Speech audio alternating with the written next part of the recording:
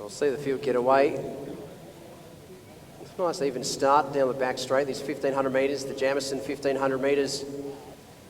We touched on some of the athletes, of course, have made their way back from the Australian All Schools Championships. One, of course, is Georgia Laven, and she's made her way towards the front of the field. Still quite tightly bunched together through these early stages. The field of 11 athletes.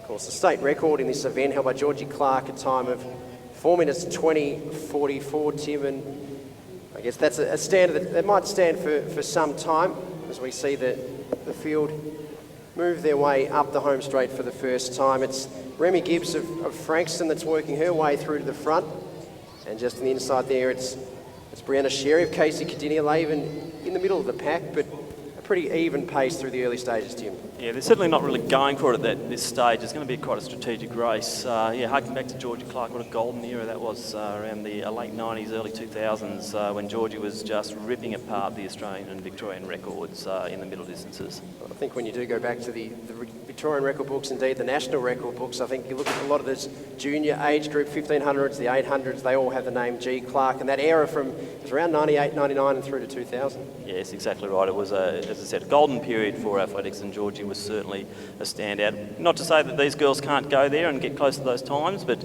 they certainly are impressive figures when you look at them. So we've seen the field go through the first 400 metres, just approaching 500 metres now, and it's Brianna Sherry in the Casey Cadinia colours that sitting at the front of the field at the moment. Alongside her, we mentioned the Frankston athlete and Paige Elvey, and indeed Remy Gibbs, and they're sitting towards the front. The field's still relatively closely bunched together, and moving three wide as they come up the home straight for the second time. And it's still Gibbs in the blue top in the middle. To her inside, it's Sherry. Laven on her outside there. Hip number one in the white top on the inside.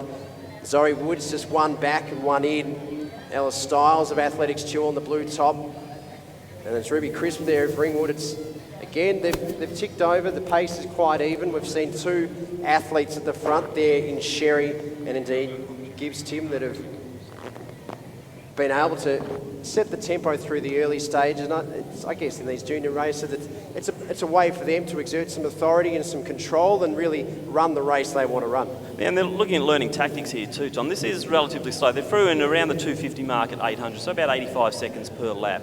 No one's really going for it. They're learning strategy. They're learning how not to get boxed in or how to move out of boxes, and this is great race tactics for the girls, a great experience for them.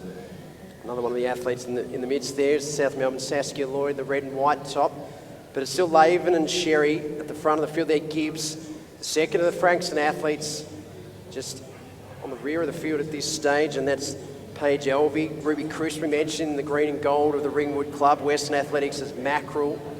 They're still right there, and as we come down to the home straight for the second to last time, they're going to receive the bell as they move their way up, and we see a move just started to come maybe from the rear of the field.